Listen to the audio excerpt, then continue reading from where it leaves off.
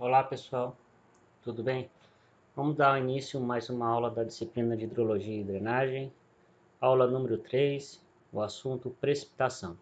Bom, precipitação pluviométrica ou simplesmente chuva é a forma principal pela qual a água retorna. Estou lendo aqui com vocês, a gente já discute o assunto, tá? A água, né, que foi evaporada dos oceanos, evaporada da superfície terrestre, evapotranspirada da superfície úmida, transpirada da superfície, né, dos vegetais. Então, a prestação é a forma principal, né, de retorno da água para a superfície terrestre. Após, né, os ciclos dos processos de evaporação e transpiração, ok? E condensação, né, que ocorre às grandes altitudes, completando assim, né, o ciclo hidrológico. Então vamos para a etapa, então, aprender nessa aula a introdução sobre o que é, como é codificado, né, o cálculo o preenchimento de falhas, depois a gente faz o cálculo da prestação média na aula seguinte, tá? E vamos discutir então um pouco mais sobre a precipitação nas bacias hidrográficas, ok? Ou precipitação. Então a precipitação, pessoal, é de uma região, ela é tão importante que é por meio da precipitação que é uma pode ser considerada a principal variável que vai classificar um bioma, por exemplo.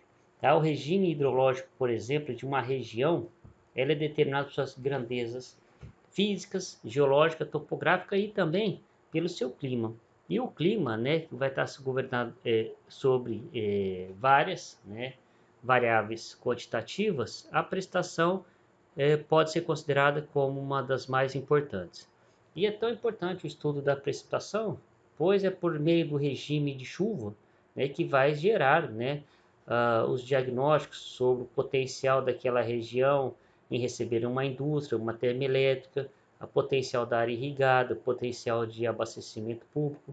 Então é por meio, né, do estudo da precipitação que os gestores dos recursos hídricos conseguem expressar alguns valores, né, como por exemplo os valores de outorga de água.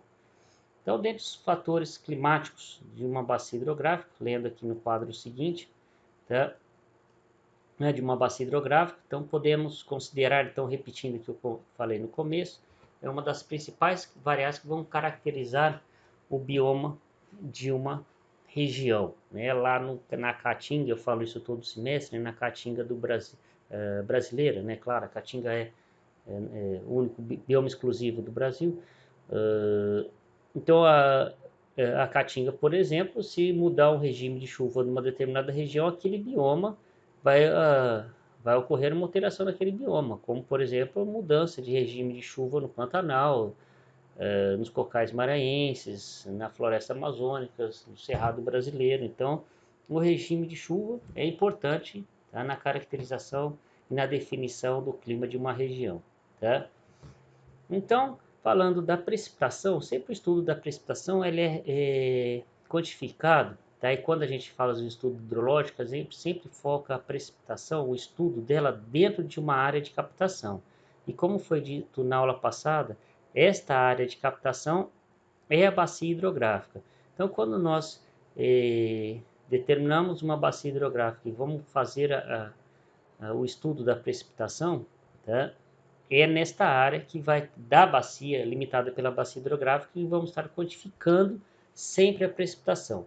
O estudo aqui da precipitação não é só a precipitação de uma área, de um talhão de agricultável, no talhão irrigado, tá? Numa fazenda, não. O estudo nosso da precipitação, a princípio, ele vai ser numa região definida por uma bacia hidrográfica, ok?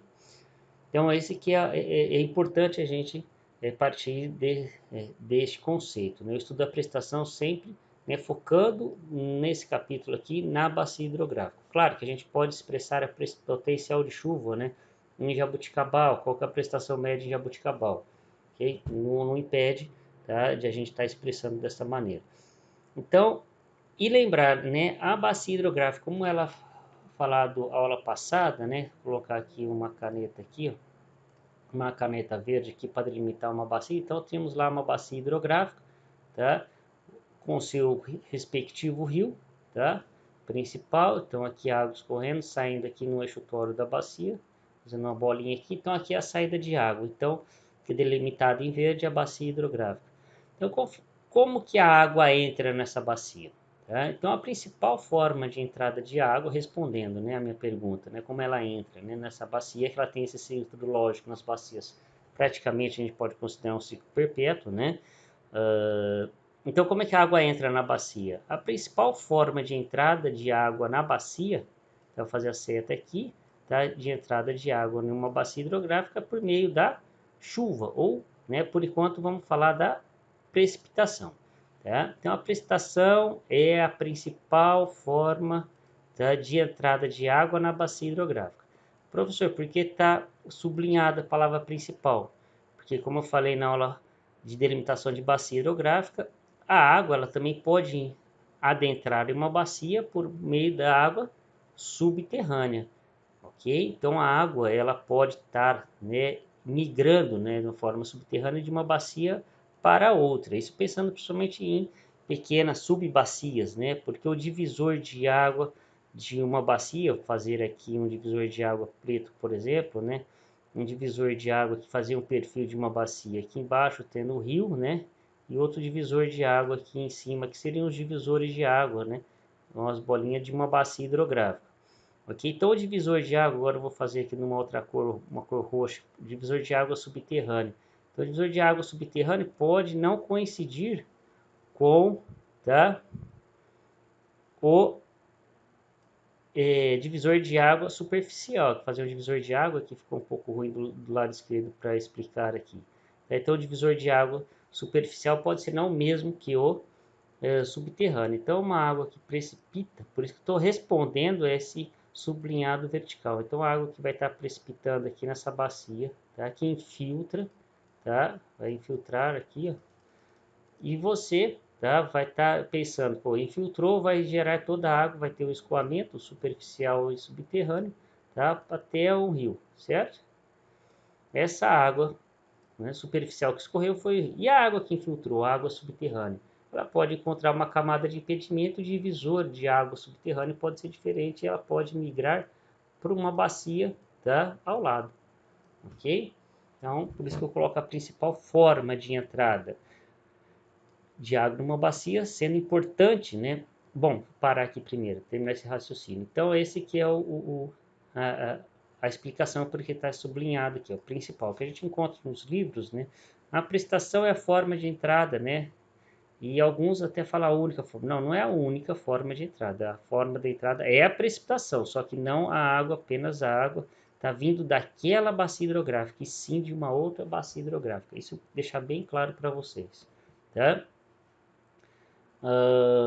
Bom, sendo importante, né, o estudo da precipitação numa bacia hidrográfica, na sua escala, né, menor possível, e a distribuição, escala menor possível, né, saber os valores diários de chuva até os valores horários, às vezes até cada 30 minutos numa escala temporal, né, pequena escala. Mas uma distribuição temporal, tá, ao longo do tempo, ou seja, os meses do ano, as semanas do ano que tem uma ocorrência de chuvas, né, característicos, né, período seco, período chuvoso. Espacial, naquela região o que chove mais, o que chove menos, ok? Como eu mostrei na aula passada, algumas características, vou mostrar alguns gráficos para vocês, a distribuição temporal de Jaboticabal e espacial também no Brasil, né, no mundo todo. Tá? Vou mostrar nos gráficos seguintes que é a distribuição espacial, tá? E também discutir nessa aula o modo de ocorrência das chuvas, tá? Processo de formação e modo de ocorrência das chuvas. Então vamos lá, tá? Então o que significa precipitação, né? Então precipitação em toda a água da atmosfera na forma de vapor depositada na superfície terrestre na forma líquida ou sólida, ou seja, na forma da água, né, da chuva comum, ou na forma sólida através, né, do nosso situação mais comum, né, que nós já presenciamos várias vezes, chuva de granizo, ok? E a líquida, né, a chuva como nós propriamente conhecemos. Então são exemplos de precipitação, ok? Não apenas é chuva, é precipitação. Tá? A chuva sim é a nossa principal, tá, leitura dos valores de precipitação. Por isso que ninguém vai corrigir você um dia se você estiver escrevendo que a A prestação média em Jaboticabal é 1.424 milímetros, ou a chuva média em Jaboticabal chove em média 1.424 milímetros, porque a leitura dos nossos instrumentos lê chuva, ok? Muito raramente ocorre uma chuva, né, uma precipitação de granizo, uma precipitação em neve. Esse ano ocorreu mês passado, né, mês atrasado, o mês passado mesmo, em agosto, né, algumas regiões de Santa Catarina e Paraná, né, a precipitação em forma de neve. O orvalho, um período mais frio e úmido, onde há deposição de água ao amanhecer do dia nas folhas dos vegetais, para-brisa do carro. Então, aquilo ali é uma forma de precipitação. E quando você está viajando, você encontra aquelas nuvens, né, a baixa altitude, a neblina é também uma forma de precipitação. Então, essas aí são uma das 5 exemplos, tá, de precipitação, ok? Então, precipitação, lembra, não é apenas a chuva. Então, de modo geral, como ocorre o processo de formação da chuva, né, uma gotícula de vapor, tá, com valores bem reduzidos, né, a nuvem um diâmetro aí das gotículas de vapor da ordem de 0,02 milímetros, tá, as gotículas de aerosol da nuvem. A chuva variando aí de 0,5, porque tem uma massa, já vou explicar para vocês, a 2 milímetros, chegando até valores, né, de 5, 5,5, um pouco mais que isso, né, 7 milímetros no diâmetro de uma gotícula, que ela não cresce muito, a gotícula da chuva, pessoal, por exemplo, porque ela atinge uma velocidade alta e a própria velocidade vai quebrar essas gotas, né, da água que ela precipita, certo? E atinge a velocidades aí de 8, 9 metros por segundo quando está precipitando, tá? Isso pode ser estudado de uma maneira calculada, de uma maneira simples, tá? Não muito simples, não pode ser estimado, né? Não calculado, tá? Então, o processo de formação de chuva, vou ler aqui com vocês, de um modo geral, a massa de ar úmido, como está aqui na animação, massa de ar úmido presente, né, próxima à superfície terrestre, recebe a radiação o dia todo, evaporando a água da superfície. Esta massa de ar úmida próxima à superfície, tá, ela ganha, né, temperatura, reduzindo essa densidade e se elevando por algum motivo que a gente vai falar, né, posteriormente. Algum motivo, né, alguma força faz, né, essa massa de ar úmida subir, tá, se elevando. E a partir da elevação, né, ocorre o que? A redução da temperatura, como que eu vou mostrar no próximo gráfico, né? A estratificação fala dos gases, mas o mais importante é pensar na temperatura, né? Essa temperatura dessa massa de ar se reduz, e ela vai se reduzir porque a pressão atmosférica vai ser uma redução adiabática, então uma redução da temperatura adiabática, ou seja, não há perda de calor dessa massa de ar. A massa de ar ela não emite radiação para o ambiente. A perda de calor, a perda desta energia vai ser devido à expansão do volume dos gases. Ok? Foi claro? Então a perda é um processo, né, adiabático. Coloquei aqui o asterisco, se eleva aqui, coloquei um aqui, tá? Assunto explicado nos itens posteriores, nos próximos slides. 2 asteriscos, hora que vocês estiverem estudando, então uma transformação adiabática quer dizer o que? Aquela em que não há troca de energia térmica entre o sistema e o meio exterior. Ok? Então, esta é a transformação adiabática. Então, quando há redução da temperatura da nuvem, por exemplo, hoje você observar uma nuvem se formando, um dia chuvoso se formando, tá, ocorrendo que a redução da temperatura da massa de vapor, as gotículas crescendo, né, o vapor d'água se transformando na forma líquida, e não está ocorrendo a emissão da radiação pelaquela nuvem. A perda de temperatura da massa de ar, tá, quente, que está próxima à superfície, ela é devida então a uma transformação, não esqueçam, tá? Adiabática, não há perda de, deixa eu colocar a caneta vermelha aqui, não há, tá, transformação adiabática, não há perda de, ou não há troca, né, de energia com o ambiente. A perda de temperatura é devido à expansão do volume. Ok? Vamos dar sequência então para não ficar longa, tá? Então parte do vapor se condensa e por meio de choque entre as gotículas, bem como a presença de sais, tá? Coloco os 3 asteriscos aqui, ou seja, há sais, né, sais como NaCl's, outros sais orgânicos e também inorgânicos que vai propiciar a aglutinação das gotículas, né, que elas aglutinam se elas ganham proximidade, né. Tem um estudo que fala que umas gotículas, né, que não vai entrar em cálculo, uma massa, quantos litros tem numa nuvem, por exemplo, de 1.000 metros de altura, de 5.000 metros de altura, né, qual é a precipitação que essa nuvem gera, né, por exemplo, como os radares estimam, né, algumas precipitações. Voltando, então, os sais do ar atmosférico, as gotículas crescem e precipitam. Então, o vapor se eleva, há uma redução de temperatura devido à expansão adiabática, e a redução da temperatura, o ar na forma de vapor vai transformar a água na forma líquida, e as gotículas que estão presentes nessas nuvens, nessa massa de ar supersaturado, precisam se encontrar, né, ganhar massa para vencer, né, os movimentos ascendentes do ar, né, que mantém suspensa essas nuvens.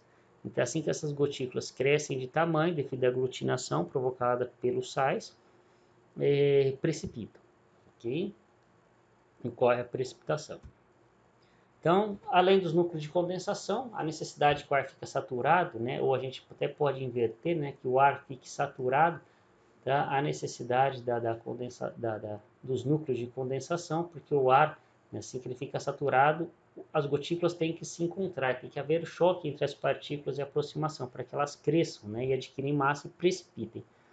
Então, o que ocorre por duas vias. Então, aumento da pressão, né, a saturação, aumento de pressão de vapor d'água, e resfriamento do ar, que é o mais comum, tá? Então, o resfriamento do ar sendo o mais comum, tá? Então, o resfriamento ocorre pelo processo, como eu falei no slide anterior, adiabático, ou seja, não há transferência de calor para o ambiente, bem que alguns dias, né, daquela sensação térmica que houve uma chuva e provocou, né, um relativo mormaço, ou seja, o ar sobe e se resfria devido à expansão interna, que se deve à redução da pressão atmosférica, né? Então, a redução da pressão atmosférica vai se reduzindo, né, significativamente com a altitude. Então, a atmosfera terrestre é a camada gasosa, tá? Item 2, né, dando continuidade depois da introdução. Falar sobre a atmosfera, depois a gente precisa falar um pouco dos gases e da variação do gradiente térmico, tá? Que eu quero mostrar para vocês. E aqui nesse slide, falando da atmosfera, apenas uma introdução ao assunto, atmosfera terrestre, no capítulo de hidrologia, né? É uma camada gasosa que envolve a Terra, constituída, deixa eu trocar só a apontadora aqui pelo amarelo, senão ele vai ficar riscando. Mistura de gases cuja composição varia em função do tempo, situação geográfica, altitude, estação do ano, que é principalmente o gás tipo, ou de gás tipo não, né? Principalmente o gás vapor da água, há uma mudança significativa ao longo do dia, ao longo do ano, né?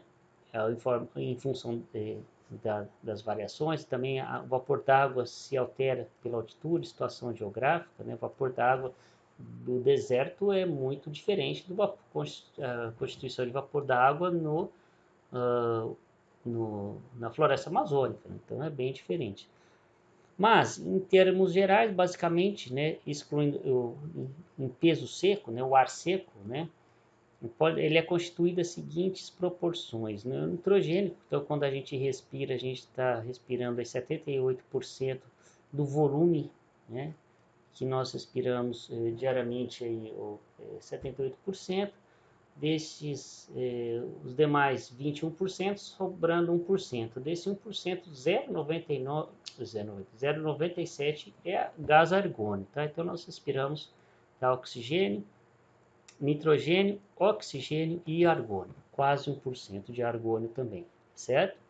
E uma pequena proporção, coloquei em verde, né, que é um gás muito discutido aí, desde a ECO 92, né, quando eu era jovem, tá? Talvez a maioria não tinha nascido, então teve essa época aí final da década de 80, começou a se falar muito, né, desde a década de 70, um pouco, 80, mais da ECO 92, tá? Começou a surgir o assunto, né, o CO2, né? Essa aqui não é uma aula online, então cabe bastante discussão sobre a concentração, né? O que é esse 0,03%? É tão pouco, né, que expressa em ppm, né? E se reduz aí, né, esse valor se reduzir muito, tá? Cair para menos de 100 ppm, hoje está em 300, 400, dependendo da concentração, mas se cair, tá? Esses valores para valores muito baixos, tá? Prejuízo, né, na agricultura vai ser intenso, né? Até algumas situações não tendo mais condições de termos fotossíntese, né, devido à queda do CO2. Tá? Se reduzir muito, muito, muito algo, tá? Não lembro o valor direito, algo era em torno de pouco menos de 100 ppm, se não me engano, tá? Aí prejudica muito o desenvolvimento dos vegetais, tá?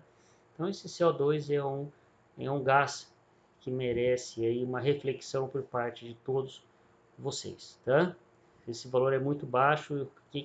Existe tanto estudo, né, da gente fazer em estufa, enriquecimento dos gases de estufa com o CO2, né, que o CO2, inclusive, na área, né, eu sou da área da irrigação, a gente pegar o CO2, injetar na água de irrigação e fazer a fertirrigação com CO2 em gotejamento subterrâneo. A resposta das plantas é positiva, tá? Só atualizando algumas pesquisas sobre o CO2, tá? Bom, vapor d'água também, os gases, então no ar seco, o vapor d'água, então, varia muito, né, a quantidade de vapor d'água, tá? Em valores de 0 até 4% nas regiões que tem maior concentração de vapor d'água a alta temperatura. Os aerosóis, tá? Partículas sólidas de suspensão, de origem orgânica e não orgânica, que esses aerosóis, né, atuam como núcleos de condensação, ajudam a ocorrer a precipitação. Então a gente pode discutir isso daqui também mais para frente, tá? Principalmente nas aulas ao vivo, vocês podem estar me perguntando sobre esse slide, alguma dúvida que vocês tiverem, ok? Ficam à vontade. A gente está discutindo, né? Alguém tiver algum interesse, abre lá o Google Meet e a gente conversa sobre esse assunto, tá? Então, vapor d'água presente na atmosfera, finalizando esse slide, tá? Da evaporação está constantemente, tá? Presente em quantidades que variam de zero, né? Como eu falei para vocês, né? Nas regiões lá no deserto, valor de 4% de vapor d'água. Bom, vamos lá então. Próximo slide, lembra que eu falei para vocês da temperatura, né? Conforme aumenta aqui embaixo, aqui, pessoal, no eixo X, vamos chamar assim, esse eixo aqui embaixo, seria a superfície terrestre. Então, o que eu quero mostrar nessa foto que eu coloquei nesse slide para vocês, né? Conforme o aumento da altitude, aqui está expresso em quilômetros, certo? Então, o aumento da altitude, e essa linha vermelha aqui é a temperatura, tá, do ar.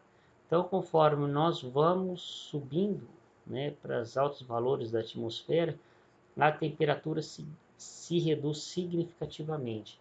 Então, quando estamos lá a quase 20 km de altitude, né, afinal, a parte superior aqui da tropopausa, nós temos a temperatura aí quase beirando aí os menos 70 graus, tá? Na temperatura, certo?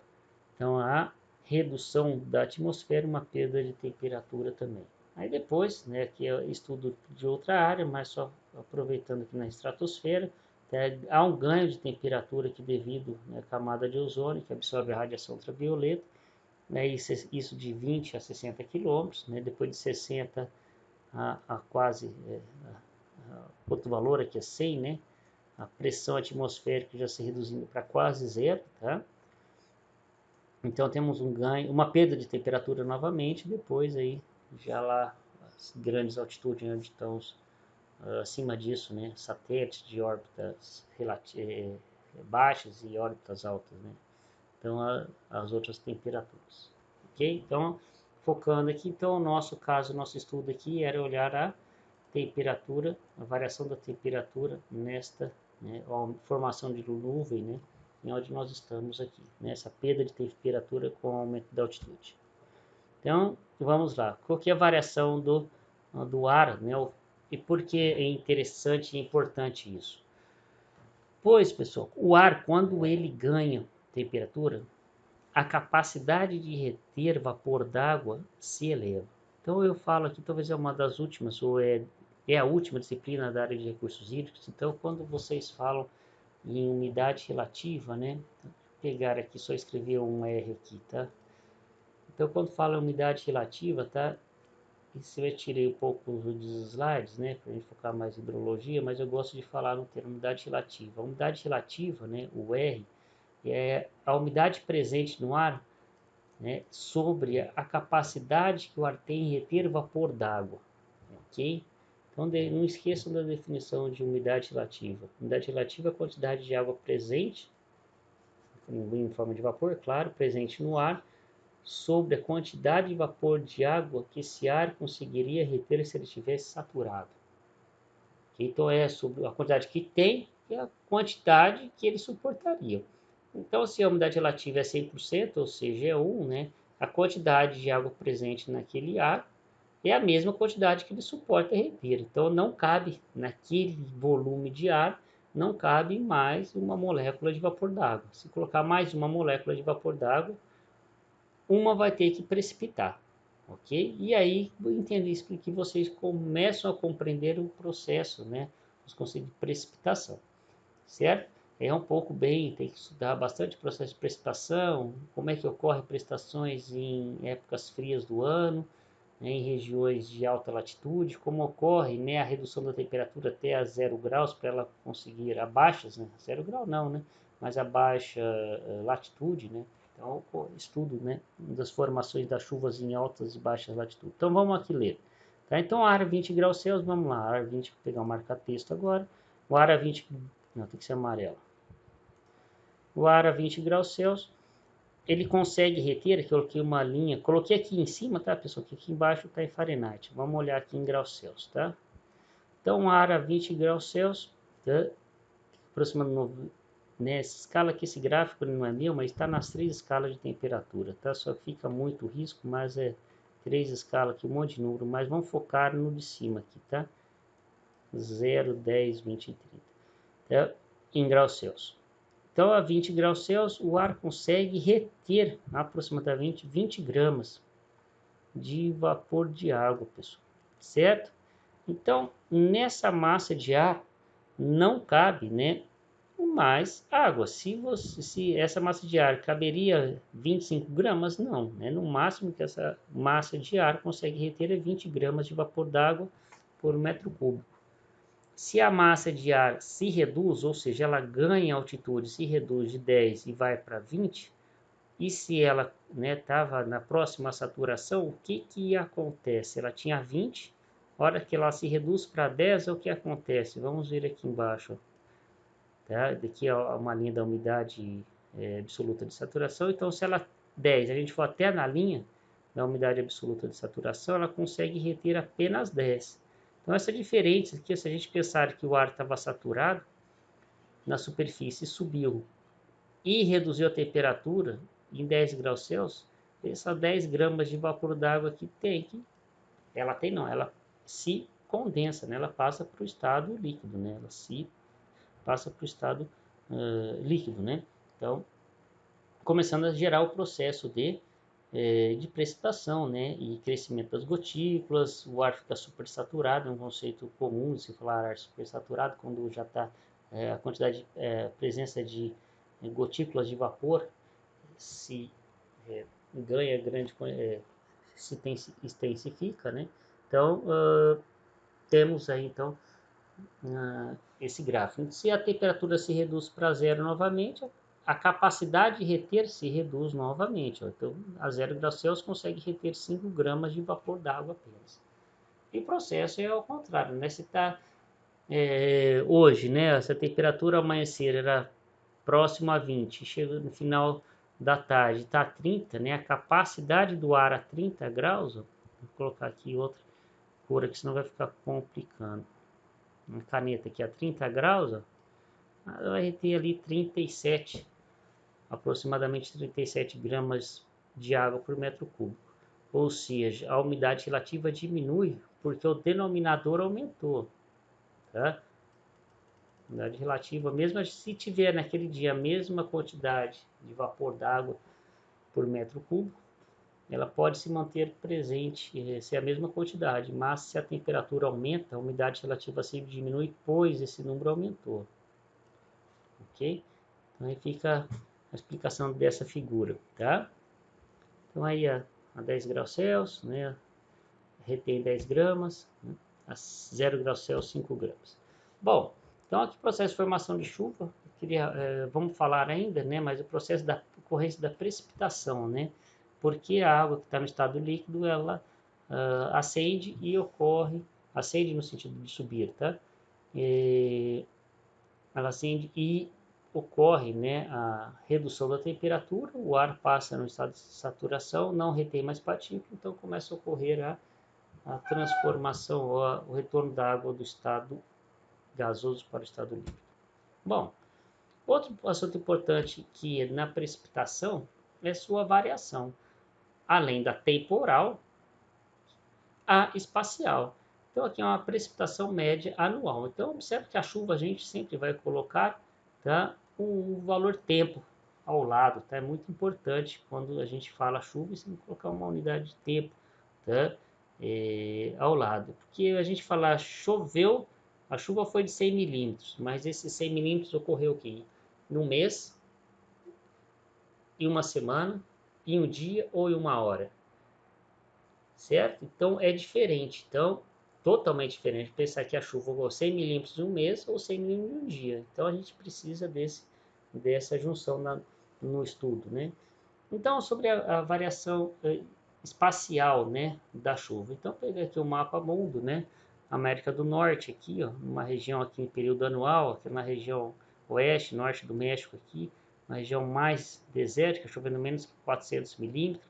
Toda a região aqui, ó, isso anual aqui nos Estados Unidos, né, norte dos Estados Unidos, divisa já Canadá ali, 400 a 800 milímetros.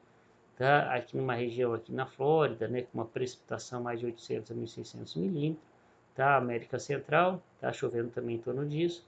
E aqui no Brasil, né, já na linha aqui do Equador, né, ocorrendo aqui, né, na região, né, mostrei a passada, região amazônica de chuvas de maior que 1.600 milímetros, né, indo aqui para o interior do Brasil, uma região mais sul do Brasil aqui, uma chuva tá maior que 1.600 milímetros, certo?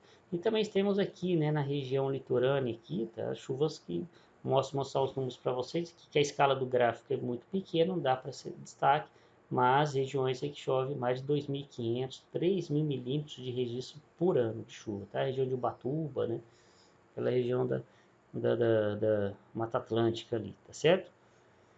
Tem uma distribuição temporal, né? Então, ao longo do ano, a região da África, né, central da África, Madagascar, né, essa parte leste da África.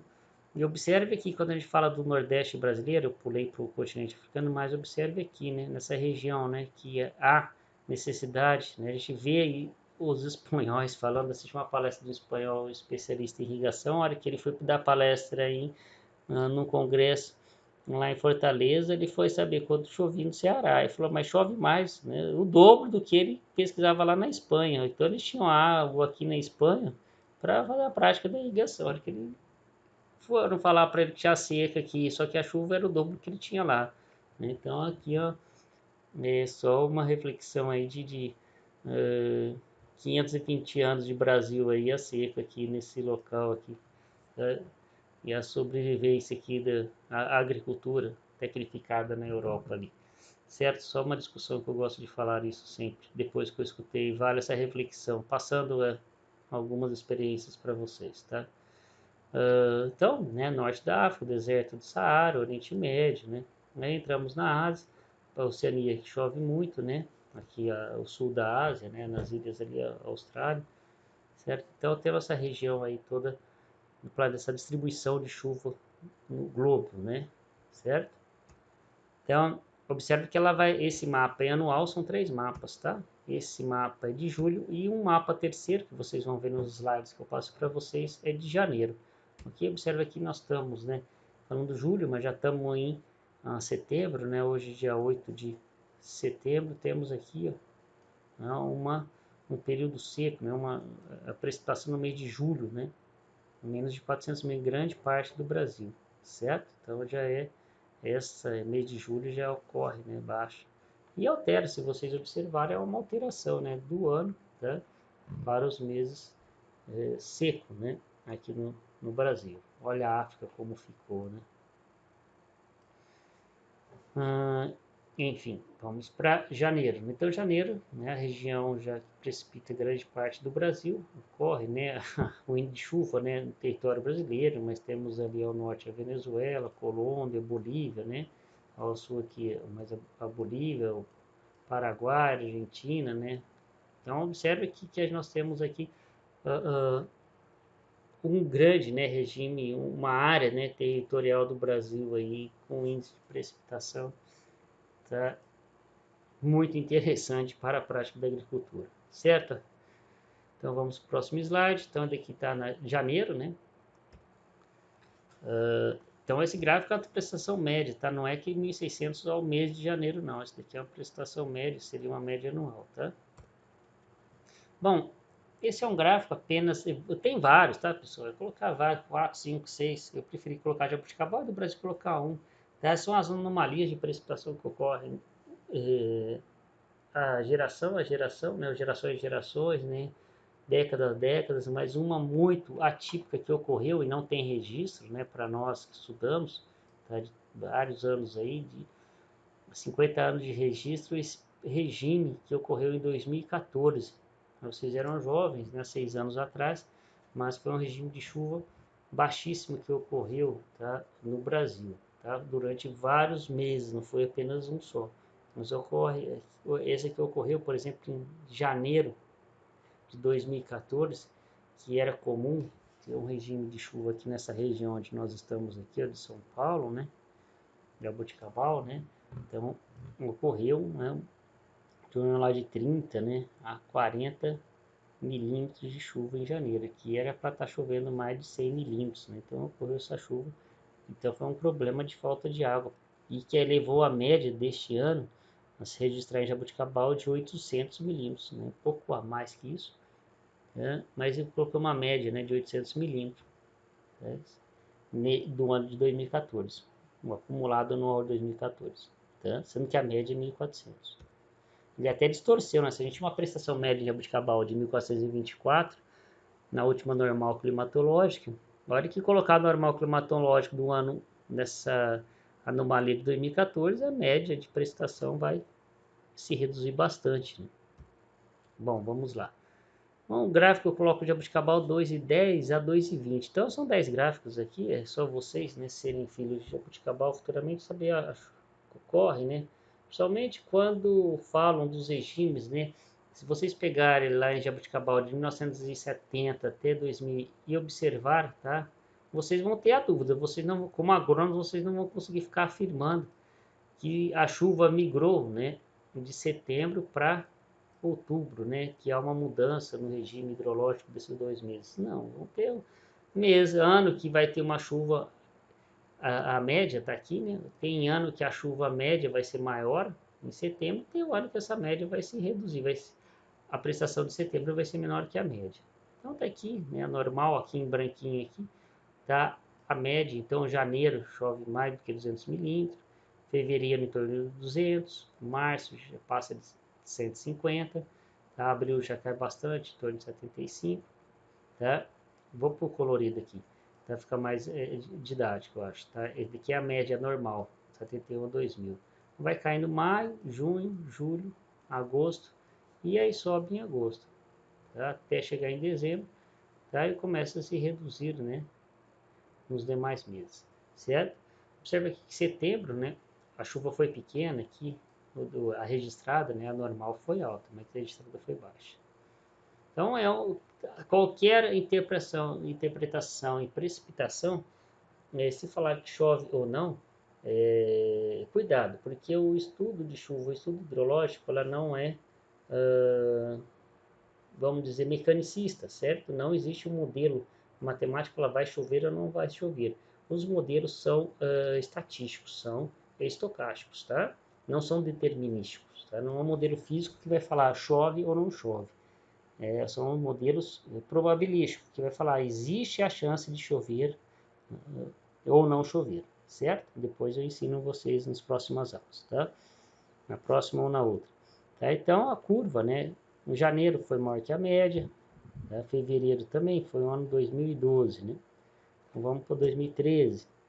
E o 2013 já começou aqui em setembro, foi igualzinho, só que 13, o problema foi 14, né? Todos os meses menor que a média, pouquinho mais menor que a média. Aí 14, aquele mapa que eu mostrei para vocês, a média 250 quase, deixa eu ver o 100. Aí se foi reduzindo, Todos os meses menor que a média. Só ganhou em 2014 foi o mês de novembro. Em dezembro novamente. Aí entrou 2015, vocês vão lembrar onde vocês estavam, né? Colegial, onde está estudando, entrou 2015. Né? Então, deixa eu pegar um marca-texto amarelo que é melhor. 2015 já se reduziu bastante. Eu gosto de mostrar 2015, sempre eu falo, pessoal. Porque foi nesse mês aqui, se vocês escutarem, pegar os jornais impresso, daí foram atrás, fizeram uma revisão sobre o que os climatologistas na televisão falavam desse mês aqui, vocês iam ficar, seriam querer construir, colocar, né, várias caixas d'água, estocar água aqui. A previsão que eles colocavam é que seria aqui uma catástrofe 2015 também. Mas observe que em janeiro já foi chuvoso, né, ultrapassou, sim, a média é 100, choveu quase 300, a média é 200, choveu quase 300, março choveu mais que a média, abril, maio, junho caiu, aí julho foi maior, agosto não teve, aí setembro foi melhor que a média, outubro, novembro, dezembro, certo? Lá no final tem algum slide que eu coloco, né? O reservatório de Cantareira. Então aqui 2016, vocês podem com calma vendo 17, 18, 19. Então observe, ó, 17, né, setembro menor que a média. Vamos lá. 15 maior que a média, 16 menor, 17 menor, 18 igual, 19 um pouquinho mais. Então, é difícil a gente falar, né, que vai ser maior ou menor que a média o mês de setembro, né, que a chuva migrou, né, para outubro. Tá? Então, a chuva, né, setembro sempre não é um mês chuvoso, né. Então, 2019 é o que eu mostro para a turma ano passado, então era um regime, né, eu estava com um problema de falta de água também, já chovendo menos que a média. Em setembro até que deu uma ajudada, mas caiu novamente. Estamos bem menor. Entramos em 2020, ó, regime de chuva baixo. Tá? Desde janeiro já choveu 350, mas está menor que a média esse ano. Tá? Esse ano é 2020, tá? Então, cuidado aí, pessoal, tá? Então, o que seria o cuidado? Porque não é fazer alarde, não, né? É contra, são números, não são leituras, né? Então, temos aqui. Deixa eu pegar a ponta, não é para pegar borracha, não, é caneta mesmo, né? Então, janeiro foi um mês chuvoso, mas os demais meses, se vocês observarem, não sei, né, como é que foi julho, né, como está agosto e como é que vai estar setembro. Então, setembro aí chover mais do que 50, 60 milímetros, aí a gente já está na média, né, se recuperando aí dos períodos sem chuva passado. Então, eu gosto de mostrar esses gráficos para vocês, tá? Então, vem com calma, a própria região que vocês vão trabalhar, é interessante vocês saberem, né, como agrônomos, gestores de plantações, qual é o comportamento hidrológico da região, qual que é o regime de chuva da região, como ele se comporta, né? Então, é interessante que vocês vão se lidar, não é que a água, né, seja só pensando na chuva para irrigação, não, é fazer a gestão mesmo, quando vai semear, quando vai plantar, quando vai colher, para saber qual é o regime de chuva. É interessante vocês, né, assim que for nessas regiões, procurarem saber, ter essas informações. Bom, vamos agora entrar a parte mais técnica, um pouco das chuvas, o item 3, né, a introdução, depois foi outros tópicos também, uma discussão interessante no 2 e agora no 3, o processo de formação de chuva. Então, pergunta, professor, como é que forma a chuva, né? Primeiro, a massa da chuva, lembra que eu falei para vocês que ela estava na superfície, né? Então, temos a superfície do terreno, tinha uma massa de vapor próxima à superfície, tá? Essa massa de vapor aqui, ela está próxima à superfície. Essa massa de vapor, ela tem que, né, subir para reduzir a pressão atmosférica e ela reduzir, consequentemente, né, a sua temperatura devido à perda de pressão da atmosférica, ao aumento da expansão do volume e essa ganha do volume na forma de vapor, então começa a precipitar as gotículas, né, de vapor. E aí, né, ocorrendo a aglutinação e a retorno da água, né, para a superfície por forma de chuva. Isso é o mais comum. certo? Mas como é que faz para esse vapor subir, pessoal? Então tem 3 maneiras desse vapor, dessa massa, né, subir e começar o processo de formação das nuvens e, consequentemente, né, o processo de formação da chuva. Então, as chuvas, pessoal, claro que dependendo desse processo, né, ocorrem as chuvas de granizo, as chuvas, as prestações por granizo, as prestações de neve, né, que é o congelamento dos vapores d'água. Aqui, vamos falar o que ocorre, né, principalmente no território nacional. Então, as 3 principais formas. Primeiro, a chuva frontal ou ciclônica. A chuva frontal e ciclônica, pessoal, eu já mostro nos próximos slides. A chuva que vem, né, encontra 2 massas, ar quente e ar frio. Segundo as orográficas, que é devido, né, à ascensão da massa de ar, com o vento empurra essa massa de ar, né, para eu mostro slide, por uma determinada região, e existe uma cadeia de montanhas, e essa região essas cadeias de montanhas vão fazer que a massa de ar suba. E a terceira, as chuvas convectivas ou térmicas. O ganho dessa massa de vapor, o ganho de temperatura e volume d'água ao longo do dia vai quebrar a estratificação de camada, né? Vai ocorrer um rompimento de equilíbrio e essa massa de vapor ela sobe muito rápido. Então vamos verificar cada um desses, tá?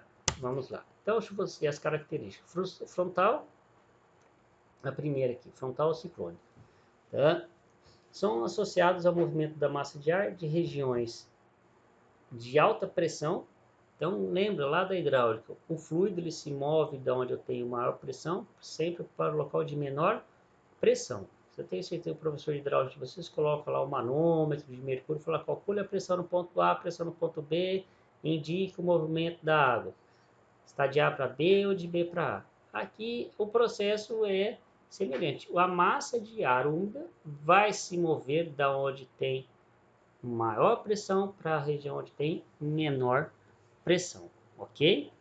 Então vamos lá. Então temos aqui a frente fria e a frente quente. Então observa, né? Temos uma região, deixa eu pegar o marcador, marca-texto que eu prefiro que eu fique rabiscando. Tá? Então a frente fria, por exemplo, vindo lá da região antártica, né? Já para o Brasil. Então chegando ao Brasil, essa região, essa frente quente se aproximando da região quente, como nós estamos, se ela estiver carregada de umidade, tá? Esta umidade, a hora que encontrar, né, uma região de ar frio, tá? Frente fria e a frente quente, que são semelhantes, tá? Aqui é apenas o encontro das duas frentes, tá? Quando fala frente fria, é o que vem da Antártica, tá? Aqui à esquerda. Tá? A frente fria já ocorre, né, com o deslocamento de uma massa de ar quente para um ar frio estacionário. Mas vamos para cá primeiro. No deslocamento aqui em azul, de uma frente lá da Argentina, vai encontrar, né, uma região quente e úmida, e a hora que encontrar as duas massas de ar com temperatura diferente, a massa de ar frio fica embaixo, tá? E a massa de ar quente, que veio, né, um encontro, perdão, a massa de ar fria veio ao encontro com uma massa de ar fria mais densa, ela não sobe, ela fica por baixo, empurrando a massa de ar quente úmido em grandes altitudes. Ok? Então, a ciclônica frontal, a chuva ciclônica frontal é encontro de duas frentes, ok? Quando fala frente fria, a quente está estacionada e vai chegar à frente fria. Exemplo, hoje nós estamos num dia quente, falta umidade, mas com a aproximação de uma frente fria, a massa de ar está quente, a temperatura do ar está elevada, então a capacidade do ar em reter vapor d'água é elevada, não começa nada não, falei errado, ela está elevada, mas e com a aproximação da frente fria, essa frente fria sendo mais densa, por causa da temperatura, ela fica embaixo, empurrando a massa aprisionada na nossa região a grandes altitudes, perdendo temperatura e se tiver água ocorre, né, a precipitação. Então é o mais comum, tá? Essas chuvas frontais ou ciclônicas. O que tem ela característica das outras, as das demais? Primeiro, a distribuição. Ela ocorre às vezes no estado todo, você pode sair de Jaboticabal e até São Paulo e está chovendo. Isso é uma característica de chuvas frontais, encontro das frentes. e ela acaba perdurando vários dias porque o tamanho da frente fria é longa. Então essa massa de ar fria continua chegando, ela não se interrompe e ocorre, né, mantém a precipitação por vários dias às vezes, tá? Só que sorte nossa de baixa intensidade. Então, fraca a moderada. Sem horário é quando as duas frentes se encontram, tá? Duração média longa, às vezes com 2, uma semana chovendo, né? Às vezes mais disso, né? É raro, mas às vezes ocorre. Letra B, precipitações convectivas, tá? Então, nas precipitações convectivas, nós temos, tá, a convecção, né, dessas massas de ar. Tá? Então, na verdade, o que vai acontecer? Vou colocar na foto. Essa daqui é mais comum da gente estar observando, e vocês no campo, né? Até um aluno já me mandou, ele estava fazendo estágio, né? Ele lembrou, né, da aula e passou por WhatsApp uma precipitação ocorrendo, não lembro a cidade que ele estava, não era estado de São Paulo, não sei se é Mato Grosso, Tocantins, será grande região.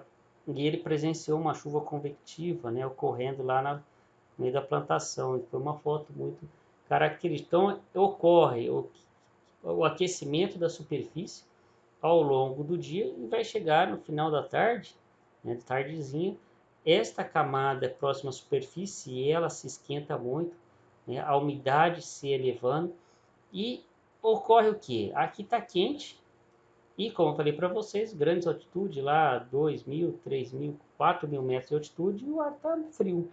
Então há uma estratificação. Então, com essa estratificação, né, falou, pô, mas o ar quente já deveria estar subindo, mas não consegue romper a camada. Então, o ar quente vai ficando aprisionado. Até que um determinado horário final do dia, essa camada de ar quente e saturada, ela vai subir, vai romper a camada, né, fria. Então, ocorrendo, consequentemente, a saturação do ar e a precipitação. Então, são chuvas que ocorrem no final da tarde, rápidas, como diz a chuva passageira, mas de grande intensidade e às vezes dano econômico elevado. Então aqui está mostrando aqui, ó, nitidamente uma chuva, né, localizada. Então isso é característico quando a chuva é localizada, intensa e ocorre no final da tarde como convectiva, tá? E até outras características, né, geralmente são regulares, né, tempestade com trovão, né, pancadas fortes. Então, qual é a característica? A distribuição, ela não é geral, né? Ou generalizada como a frontal. Ela já é localizada, com grande variabilidade espacial. Então, às vezes você está na faculdade, chove, vai para sua casa, 3 km de distância, não cai uma gota, né? Então, é uma característica das chuvas convectivas. Intensidade moderada, forte, dependendo, né, do desenvolvimento, do tamanho da massa de ar, tamanho de ar fria que está chegando, né? Estou falando dessa maneira, a massa de ar fria chegando, porque é a nossa situação, tá? Ocorrência, geralmente por causa da reduzindo a temperatura, tá? É o período final da tarde, início da noite. Duração curta até média, certo? Então aqui 4 características das chuvas, tá, convectivas. E para finalizar, como falei para vocês, das chuvas orográficas. Aqui é interessante porque nós temos situações no estado de São Paulo, né, muito característico com as chuvas orográficas, que é a Serra do Mar. Então, temos lá quem vai para Guarujá, litoral norte do estado de São Paulo, né, vão encontrar ali no litoral a cadeia de montanhas. Então, quando o ar úmido, né, é carregado do oceano para o continente, né, isso diariamente, né, tem esse fluxo de ar úmido, né, da da evaporação da água do oceano, ocorre, né, regularmente, né, vai ocorrendo e vai, né, a massa de ar úmida, se tiver uma corrente de ar empurrando essa massa de ar úmido, a massa de ar úmido, a hora que ela quer ultrapassar a montanha, há uma perda, né, de temperatura, ocorrendo a precipitação, certo? Então, as orográficas, tá, ocorrem devido a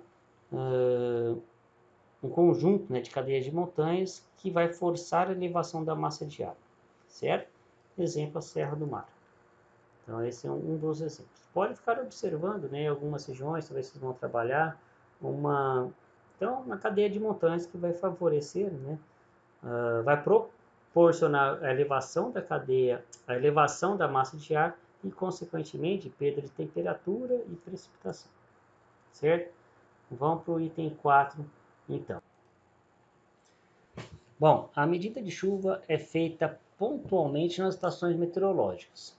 Tá? Jabuticabal nós temos uma, tem alguns professores também que tem algumas estações, tem estações meteorológicas que monitora a precipitação, né, no campus da faculdade, né, para objetivos experimentais, e objetivo também de montar um banco de dados, né, e está utilizando esses dados na pesquisa, ok?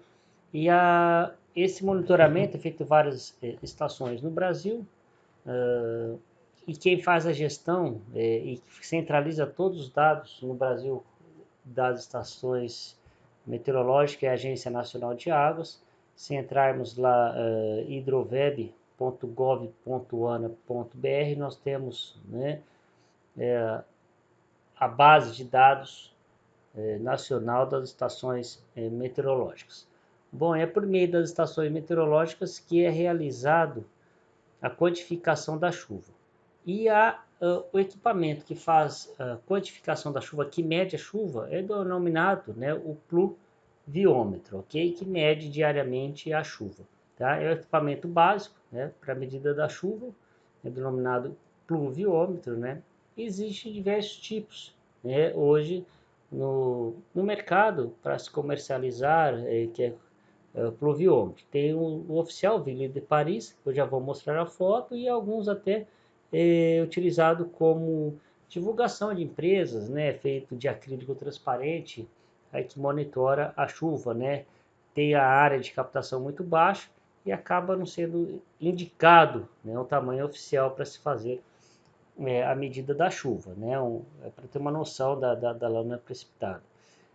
Bom, mas se você um dia quiser medir a chuva, é simples. A altura de chuva é só dividir volume precipitado pela área de captação, ok? Então, se você tiver qualquer recipiente, pode ser pegar uma caneta aqui. Se você tiver um recipiente lá, tá, com a área de captação conhecida, tá? E nesse recipiente, tá aqui meio torto meu mouse, né? Você conhece, né? A área de captação aqui da chuva, você conhece a área.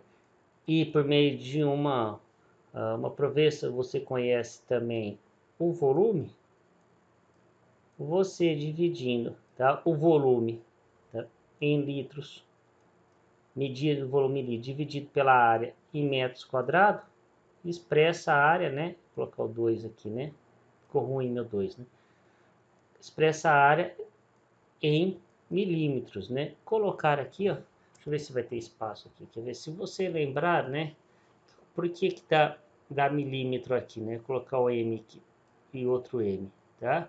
Milímetro, porque é igual a litro por metro. Pessoal, desculpa que o mouse, eu tenho que arrumar uma caneta que faz a leitura aqui. Deixa eu ver se eu consigo apagar aqui, tá? Borracha aqui. Deixa eu pegar uma caneta agora. Litro por metro quadrado. Lembra lá da hidráulica? Deixa eu mudar aqui a cor só para ter uma continuação, tá? Se a gente pegar aqui litro e lembrar lá da hidráulica, litro, né? Da hidráulica existe uma proporção, 1 litro, né? Aqui tem um aqui na frente, então 1 litro é 0,001 metro cúbico, ok? Vocês lembram lá, o professor Zanini falou isso em hidráulica. E aqui nós temos 1 metro quadrado. Então, eu vou repetir aqui, vou colocar 1 metro quadrado. Agora, a gente vai simplificar aqui. Cortar o 3 com 2, certo? Vai sobrar o 1 aqui em cima. 0,001 metro é igual, tá, a 1 milímetro. 0,001 metro, a gente multiplica por 1000, né? É igual a 1 milímetro, né? Como queríamos comprovar. Lembra, né, professor de matemática falava isso, né? uma comprovação, né? Que 1 milímetro, né, é igual a 1 milímetro. Então, se a gente dividir litro por metro quadrado, a resposta pode ser expressa em milímetros, certo? Então, está aqui a explicação do slide do início, né? Então, os equipamentos para a medida da chuva do pluviômetro, tá? O Ville de Paris, né, que é oficial, tem uma área de captação de, pegar aqui o marcador agora, desculpa, marca-texto, né? A área de 490 centímetros quadrados, tem os transparentes com uma área menor, né, que já dá leitura do pluviômetro aqui, é visível para o leitor. Tem alguns que são, né, divulgados, né, em propaganda de empresas que doam esses de acrílico, tá? Mas esse daqui é o oficial, certo? Mas nada, falta falar. Se vocês pegarem a garrafa PET, né, um tubo de PVC, cortar esse tubo, né, e monitorar o volume, conhecer a área, dividir litro por metro quadrado, não deixa de ser a lâmina precipitada, certo? Bom, os pluviômetros são instrumentos, normalmente para estações meteorológicas convencionais, né? Então, o Ville de Paris, né, é o padrão utilizado no Brasil, da foto à esquerda, tá? Bom, e os pluviômetros, ele monitora a chuva. Então, diariamente é feito a leitura do coletar, abre-se essa torneirinha aqui embaixo e faz a coleta do volume precipitado. Agora, se para nós fazermos o estudo da precipitação, a intensidade de precipitação, falei errado, para nós fazermos o estudo de intensidade de precipitação, a intensidade de chuva, precisamos ter, tá, em operação pluviógrafos, ok? Então, um pluviógrafo é dotado de sistema instantâneo de coleta de chuva. Então, aqui está mostrando aqui um pluviógrafo. Bom, antes vocês me perguntam dos pluviômetros eletrônicos, eu já falo lá, né? Porque o pluviômetro eletrônico, ele faz a leitura, né? Com um tempo determinado, por exemplo, de 15 em 15 minutos, ele pode estar lendo, né? Ou monitora a leitura no período da chuva, então você faz a leitura automática da chuva. Aqui são equipamentos, esse é eletromecânico, né? E esse daqui são equipamentos manuais de leitura de chuva. Então, voltando, pluviógrafo que registra a intensidade de chuva. Então, o pluviógrafo registra aí um papel, tá? A lâmina precipitada, tá? No intervalo de tempo. Então, temos aqui o papel registrador aqui, ó, neste roletinho, onde eu estou pintando de amarelo, existe um papel específico que se coloca parecido com um papel milimetrado, tá? E quando chove, ao registro, né, uma caneta registradora, como se fosse a ponta de uma caneta, né, esferográfica registrando, né, a chuva, tá? Então, o enchimento da báscula, né, com a água da chuva proporciona o movimento desta caneta. Então, vamos ver, por exemplo, como é que seria. Aqui é uma chuva que ocorreu em Jaboticabal, tá? Em 10 de janeiro de 2020, tá? E aqui é o papel, né? Parecido com o papel milimetrado, né? O registro de chuva. Então, começamos aqui, ó, 15 horas, tá? O registro da chuva. Então, aqui temos, né, o início da chuva, né? Então, começou a caneta, tá? Quando está na horizontal, é que não está chovendo, ok? A caneta começou a ficar ascendente, começa a chuva. Então, aqui está chovendo, tá? Aqui parou a chuva, tá? Aqui continua chovendo, aqui ela ficou mais ou menos intensa, que ficou com grande intensidade. Então, ou seja, porque ela parou aqui, ela veio, porque é um limite, né, da caneta. Então, ela tem uma, como se fosse uma báscula, né, que drena toda a água. Então, chegando nesse ponto, ela drena a água, vai lá na parte inferior e continua registrando novamente. Ok? Então, esse movimento de uma caneta, da caneta de uma linha em negrito até a outra, é 1 milímetro, certo? E daqui da parte inferior até a parte superior tem uns 10 milímetros de leitura, tá? Então, chegou aqui a 10, 20, 30, 40, 50 milímetros, tá? E aí veio novamente aqui, ó, às 17 horas, continua lendo, começou intensa, aí já começou a ficar menos intensa, né? A chuva voltou a ficar um pouco intensa, vai ficando mais suave. E quando ela volta a ficar na horizontal aqui em determinado trecho aqui, ela cessou, tá, a chuva, ok? Então ficou um dia, né, após o final da tarde até o início da noite bem chuvoso, ok? Então, qual que foi a intensidade de chuva entre as 16 e 17 horas? Então, esse equipamento nos permite, né, monitorar um dia muito chuvoso qual que foi a intensidade de chuva. Tá? E como eu disse para vocês, no início da aula. A chuva não importa saber a quantidade, e sim também o tempo que ela ocorreu.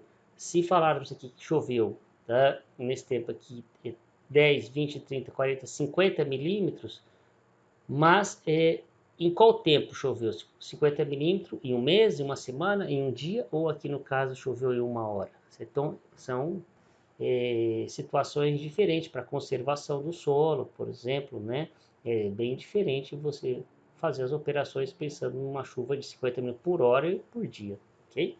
Então, qual é a intensidade de chuva entre 16 e 17 horas? O primeiro é você olhar para esse papel e saber quanto que choveu. Então, quanto choveu entre as 16 horas às 17? Então, se a gente olhar no papel, às 16 horas está exatamente onde está essa seta vermelha, tá? E às 17 horas, deixa eu pegar aqui uma caneta, fazer um ponto vermelho também. 17 horas está aqui, ó. Então, vamos pensar que 17 horas veio uma chuva até nesse ponto. Então, aqui nós temos, tá? 1, 2, 3 milímetros, tá? 3, né? Aqui, 1, 2, 3, 4, 43 milímetros, né? Então, seria 3 mais 10 mais 10 mais 10, 43 milímetros, ok? Bem que a pergunta é não o início da chuva, né? E sim das 16 horas às 17. Então, 43 milímetros. O tempo, uma hora, tá? Então, se a gente dividir 43 por 1, né? A intensidade de chuva foram 43 milímetros por hora a intensidade, certo? Não necessariamente precisa ser uma hora a pergunta, né, que eu fiz aqui, né? No caso aqui foi para ser didático, uma hora de chuva. Bom, continuando, os equipamentos registradores de precipitação também são utilizados equipamentos eletrônicos. Os equipamentos eletrônicos mais comuns são conhecidos como os pluviômetros de báscula, tá? Aqui tem um pluviômetro aberto, nós temos na faculdade esses pluviômetros, depois com o retorno às aulas presenciais, se vocês quiserem verificar esse pluviômetro, vocês me falam, a gente vai até na estação e eu mostro para vocês a operação deste pluviômetro, ok? Que é interessante dar uma olhadinha. Então aqui uma foto, aqui ao lado esquerdo uma imagem que eu peguei do fabricante, tá? Que é didática. Aqui é um funil, que é a área de captação aqui em cima, a área de captação da chuva, tá?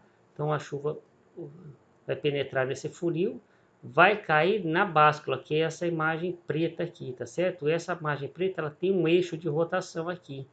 Conforme a água vai caindo de um lado da báscula, vai pesando, ela cai para o ponto direito. Daí aqui tem um sensor. Assim que ela virar para o lado direito, ela tem um sensor que vai ter um indicativo, tá? Vamos supor que fosse um interruptor, ela vai, né, ter um contato neste ponto, tá? Como se fosse um contador. Então ela conta quando a báscula parte desse lado. E aí continua enchendo o lado esquerdo. Continuando a chuva, vai pisar para o lado esquerdo, ela volta para o lado esquerdo.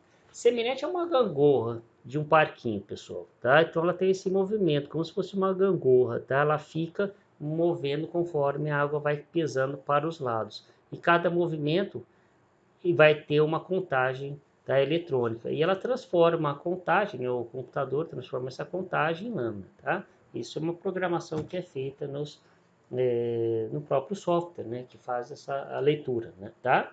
Então começou a chover, acontece o movimento da báscula. Reduziu, parou a chuva, não tem a leitura. Então você faz a leitura pelo somatório, né? A própria planilha, o próprio software já faz a leitura total, certo? Então, pluviômetro básico são sensores eletrônicos para medida da chuva utilizados nas estações meteorológicas. Então, não é porque é eletrônico, pessoal, vocês vão estar saindo para o mercado de trabalho há alguns anos, e eu gosto de passar a parte operacional, que acho muito importante, pessoal.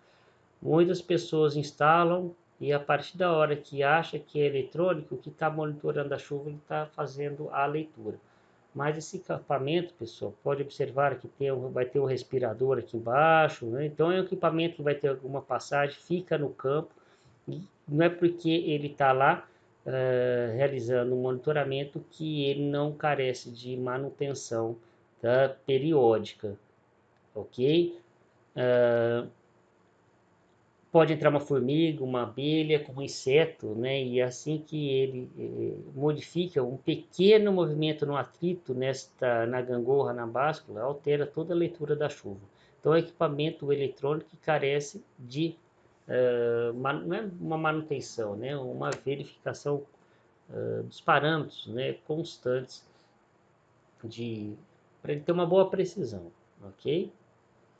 Bom, é tanto estudo, né, de estudantes de graduação, de engenharia agronômica, engenharia agrícola ou das áreas, né, de meteorologia que gostam de fazer, tem até para se comercializar, né, as pessoas desenvolveram e montam, né, no meio do Arduino. Né. Tem aluno meu que já fez trabalhos, né, com o Arduino para monitorar, fazer o manejo de irrigação. E aqui, ó, né, um coletor, né, de plástico, tá? Aqui uma garrinha simples com dois parafusos, uma báscula também de plástico, tá? E faz o movimento. Aqui por meio monta os sensores, hoje de baixo custo, pode-se montar um pluviômetro eletrônico, tá? Tem alguns trabalhos, vocês fizeram uma busca no Google, né, trabalho de TCC das pessoas desenvolvendo pluviômetros eletrônicos, tá?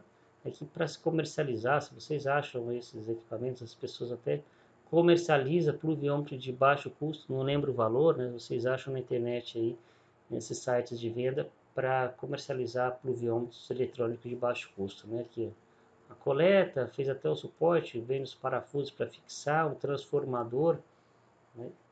Tem que ter a energia, né, próximo ao local para estar fazendo a energização do pluviômetro, a leitura, né? Essas no campo, né, essas eletrônicas, quando não tem energia, tem o painel solar e uma bateria para fornecer energia, certo? Então tem trabalhos de TCC de pessoas, engenheiros, estudantes de engenharia montando, né, pluviômetros aí para leitura de chuva. Bom, grandeza. Na para leituras, né, da chuva, que já que estou falando em leitura, nós vamos falar sobre as grandezas. Então vamos ter 4. Então o que nós acabamos de falar aqui agora, né, foram 3, tá? A lâmina total, que podemos ler no pluviômetro, no pluviógrafo, que é milímetro. A duração é o tempo, né, de duração da chuva, quanto tempo, período é durante a qual a chuva vai cair, né, expresso geralmente em horas, tá? O terceiro é a conta que nós temos, intensidade de chuva, é né, a razão da precipitação sobre o tempo, tá? Então, a precipitação por unidade de tempo, geralmente expressa milímetro por hora, ou seja, a lâmina por tempo. Pode ser centímetro por hora, tá? Unidade aqui, o mais comum é milímetro por hora, ok? Bom, o quarto é que vamos entrar nesse capítulo, nas próximas aulas, é a frequência de chuva, que seria o número de registros observado no passado que serão utilizados para prever ocorrências de chuva no futuro. Por exemplo, fazer qual que é a probabilidade de ocorrer uma chuva, né, na primeira quinzena de outubro. Então, temos esse estudo, né? Lembramos que chuva, né, o estudo de chuva, ele não é físico, não existe uma forma para prever chuva, pessoal. Não, ele não é mecanicista, né? Ele é estatístico, ok? Então a gente precisa dos registros do passado para prever os eventos no futuro, que seria estudar o comportamento da chuva, ok? Bom, então essas são as grandezas. Coloquei aqui antes para o item 6, tá? Duração de chuvas intensas ocorridas já no mundo, aqui só por um slide informativo do professor lá de hidrologia de Piracicaba, mas acho que ele é da área de ciência florestal, tá? De manejo de bacias hidrográficas. Ok? Tem uma apostila dele da área de manejo de bacias. Então aqui temos alguns Estados Unidos, Bavária, Estados Unidos, Filipinas, né? China, Índia, são os valores de chuva, né? Realmente, assim, uma expressão que se ocorrer, se eu tivesse nessa ação, a gente fica até perguntando se a leitura foi correta, tá? Por exemplo, uma chuva, né, de 381 milímetros em uma hora, né? Se eu ver isso daqui em Jaboticabal, né, não tem esse registro, né? Tem registro lá de 120, 140 por dia, mas 381 em uma hora é, é elevadíssimo, né? 400, e vai assustando, 457 em 2 horas, 1000 milímetros, né, em um dia, 1600 milímetros, 1676 em 2 dias, né, isso é maior que a média de Jaboticabal, tá? Em Jaboticabal 1400, para vocês terem uma ideia. Na Índia, esse valor de chuva ao ano, né, 26 mil milímetros. Em Jaboticabal, que nós estamos numa região chuvosa, que é 1400, imagine chover 26 mil milímetros em um ano, né? Então, uns registros que deixam só por curiosidade vocês estarem informativo apenas esse slide, tá? Não decorem esses valores, né? Apenas é uma informação, tá? Provavelmente já atualizou, já temos outros valores novos, tá? Bom, item 6 é o último tópico dessa aula. Na próxima aula a gente continua no item 7, só para a aula não ficar longa, que eu tento fazer a aula uma hora, é muito curto de falar da parte teórica e do exercício, né? Então vamos tentar, vai ficar uma hora e pouco, certo? Então o item 6, preenchimento de falhas. Então, em chuva, o que nós precisamos, pessoal? E nas demais variáveis hidrológicas também, se a gente analisar a tudo. Mas na chuva, o que a gente precisa? Ter os dados. Quando a gente não tem os dados, pessoal, a gente pode fazer o preenchimento de falhas de chuva, por exemplo, tá? Então, a gente faz o preenchimento das falhas. Nunca o preenchimento da falha vai substituir o valor original. Mas para se fazer os estudos, a gente tem que ter uma média do que caiu naquela bacia hidrográfica que foi lida naquela estação em 1983, por exemplo. Eu não sei quanto choveu, né? Como é que eu posso estimar? Então, se eu tendo as estações próximas, eu posso extrapolar para aquela estação. Esse seria o preenchimento de falhas, tá? Então, vamos fazer o preenchimento das falhas. Com o preenchimento de falha, a gente pode fazer o cálculo da prestação média, por exemplo, na bacia. A gente pode estimar, fazer um hidrograma, fazer o estimativo do escoamento superficial. Então, isso é a importância do preenchimento de falhas quando vamos fazer o estudo. Então, tem 3 metodologias, tá? Para se fazer. Então, vamos lá. Nas estações pode ocorrer, vou ler com vocês, tá? Falha na leitura ou no arquivamento dos dados pluviométricos, resultando em falha de informação para alguns períodos. Em alguns casos, é possível fazer o preenchimento dessas falhas, utilizando dados de poços pluviométricos da vizinhança. O preenchimento não substitui os dados originais e somente pode ser aplicado para dados em tempo mensal ou anual, certo? Não dado diário, não é indicado. Uma vez coletados os dados observados, os poços provavelmente devem ser analisados de forma para evitar conclusões incorretas, certo? Bom, detecção de erros grosseiros da chuva, por exemplo, também deve ser analisados antes do preenchimento de falhas, por exemplo, dias inexistentes, por exemplo, 31 de abril, 31 de fevereiro, né? Vamos lá pensar, né? 31 de novembro, certo? Então, esses meses, de repente, acontece isso, tá? Então, os dias inexistentes de alguns anos que não tem, tá? Então, valores anormais de precipitação. Então, tem que ser feita pelo menos uma análise, né? Antigamente era feito isso visualmente, uma análise visual. Hoje, com os softwares, né? Até o Excel, dá para ter um filtro para verificar esse problema. Por exemplo, principalmente quando a gente importa dados das estações para o Excel, nessa leitura, né, tem lá 10 mil números, então não vamos conseguir olhar os 10 mil números de maneira rápida. Então podemos fazer algumas ferramentas para avaliar, tá, se houve leitura. Ele pode vir lá um determinado que vem com ponto, na hora de transformar para vírgula, ele lê o ponto, não conseguiu fazer essa alteração e era 1,5 milímetros e deu, né, 1.500 milímetros. Então, valores, 1.500 num dia, né? Então, valores anormais. Defeito no aparelho, ausência do observador. Então, algumas identificações de erros, né? Antes do preenchimento de falhas, tá? E depois, tá? Fazer análise de consistência e depois os prontos estão prontos para se fazer, né, o tratamento estatístico, tá? Então vamos lá fazer o preenchimento de falhas, explicar diretamente o que era o preenchimento de falhas. O método A, o método da regressão linear. São 3 métodos, os 3 são importantes. Eu estou ensinando os 3 têm aplicações, tá? Para ajuste da regressão linear, tá? Simples correlaciona o posto, né, com falha y com outro vizinho x. Por exemplo, nós vamos ter em Monte Alto de Jabuticabal, que tem uma estação em Monte Alto e uma em Jaboticabal. Aí você quer fazer o estudo, não tem o dado em Jaboticabal. Então é uma hipótese, né? Aí você pode pegar a estação, deixa eu pegar uma caneta aqui, uma estação vizinha, tá? E extrapolar esse dado para Jaboticabal. Então seria uma estação, né? Um eixo, né? Y, por isso que chama método da regressão linear. Vamos construir um plano cartesiano, x e y, ok? X e y. Onde que em x seria nossa, vamos supor, a gente quer estudar em Jaboticabal, mas tem uma falha. Então você vai ser a variável, né, y. Em x aqui em Monte Alto, vai a variável, tá, que nós conhecemos.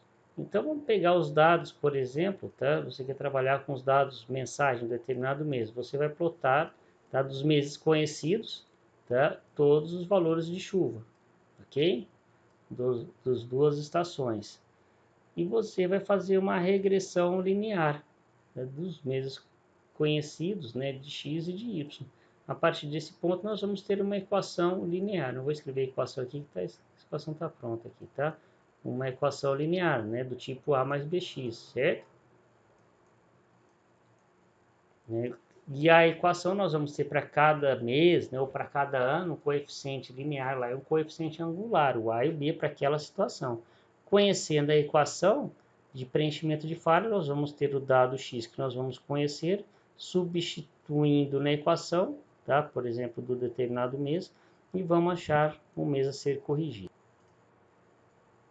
Então, vamos fazer o exercício 1, onde temos os dados do posto 1, os dados do posto 2, e para isso nós vamos precisar, né, utilizar o Excel para resolver esse exercício. Então temos 2 meses aqui com falha, que vou colocar aqui em verde para ficar didático aqui. Então está em falha mês de abril e falha mês de maio. E para isso nós vamos precisar utilizar o Excel, ok? Podemos utilizar o Excel ou a calculadora científica Cássio de vocês também resolveria esse exercício, tá? No Excel é bem mais rápido, então vamos direto para o Excel. Então, pessoal, vamos resolver o exercício 1, que é o exemplo para realizar o preenchimento de falhas. Então, temos aí nesse exercício 1, vamos, tá, aplicar a teoria da aula. Então, o exercício, né, como eu li no slide, preencher as falhas dos meses abril e maio de 2001, ocorridos no posto 1. Então, estamos posto 1 aqui na coluna B, utilizando o método, né, tem um aqui, então, utilizando o método da regressão linear. Então, dados do exercício está aqui em azul. Então, está aqui em azul o destaque dos dados fornecidos, como estão os dados no slide, ok? Então, eu deixei aqui só marcado essas células, só para identificar aqui onde eu vou proceder a solução, tá? Para ficar visível para você. Então, eu vou digitar aqui solução e vamos copiar aqui os dados, tá? Para ficar mais didático. Então, vamos pegar essas três linhas, a linha 5, 6, 7 e 8, tá? E vamos dar um Ctrl C aqui, um Ctrl V aqui e mostrar, tá? Aqui ao lado. E de junho a dezembro, tá? Vamos fazer também. Por que eu estou fazendo isso? Na hora de eu selecionar os dados para fazer o gráfico, tá? E a mês abril e maio, professor, você não levou. Tá? Então, por esses 2 meses, nós não temos os dados. Então, nós não temos os dados, né, de X e queremos fazer o preenchimento de X, de Y. Né? Então, esses dados não serão, esses 2 meses não serão utilizados no exercício. Não serão utilizados na regressão linear, pessoal, não no exercício, me desculpa, tá? Na regressão linear. Então, estão aqui a tabela, né? Vou colocar aqui em preto para ficar mais didático, mais visível para vocês e vou, né, dar o zoom. Então, preenchemos aqui uma tabela ao lado com todos os dados preenchidos, né? Com os meses que nós temos os dados. Então, janeiro, fevereiro, março, pula abril e maio, pois não tem os dados, e vamos de junho até dezembro, que nós temos os dados. Então, o primeiro passo aí a se fazer é o gráfico, tá? O gráfico, qual o gráfico, pessoal? De coluna? Vamos fazer o gráfico, o Excel chama de dispersão, tá? Então, nós vamos aqui, deixamos o cursor do mouse em qualquer lugar e vamos lá inserir, tá? Então, vocês vão na aba inserir lá no Excel e vai abrir mudar a arquivo do Excel e vai aparecer esta quantidade de botões aqui, né? No quadro de botões gráficos, você vai clicar nesse botão, inserir gráfico de dispersão. Clica, né, no primeiro aqui, que é só o de marcador, tá?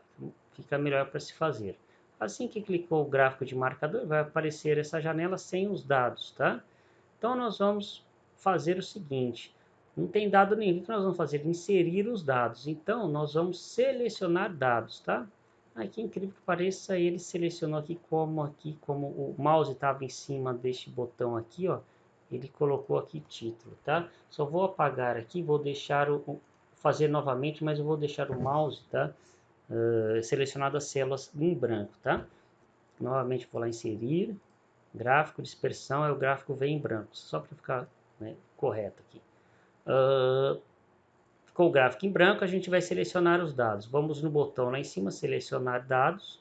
Assim que você selecionar, vai abrir essa caixa aqui, ó, esta janela, tá? Selecionar fonte de dados. Assim que vier a selecionar fonte de dados, você vai clicar em adicionar o nome da série. Você pode colocar, se fosse várias séries, né, analisadas, como só uma, não há necessidade. Valores de X. Então vamos inserir os valores de chuva, né, do posto X. Clica nessa seta vermelha, o Excel vai te dar a opção, né, de você vir com o mouse aqui, ó, clica e segura o mouse e arrasta para baixo. Clica o botão esquerdo e segura, hein? Vai até a célula que você quer. No caso aqui, se estou indo da linha 6 até a linha, né, a linha 15, né? Solta o mouse, solta o botão, né, não o mouse, clico na seta vermelha, faço o mesmo procedimento para o Y. Clico na seta vermelha, seleciono, clico, seguro o mouse, né, arrasto de janeiro a dezembro, volto, pronto, inserimos os dados, ok? Clico OK, ele vai voltar àquela janela, né, com a série 1 adicionada, clico OK, estar, né, o título do gráfico estar aqui, ó, né, o título do gráfico, os dados do gráfico estão aí, o título nós podemos apagar, tá? Então aqui os dados, tá? Eu vou colocar aqui em preto, né, os números. A gente pode inserir, só para ficar didático, o título dos eixos, né? Aqui no eixo X é o posto 2, né? Posto 2, correto? Que nós denominamos de X.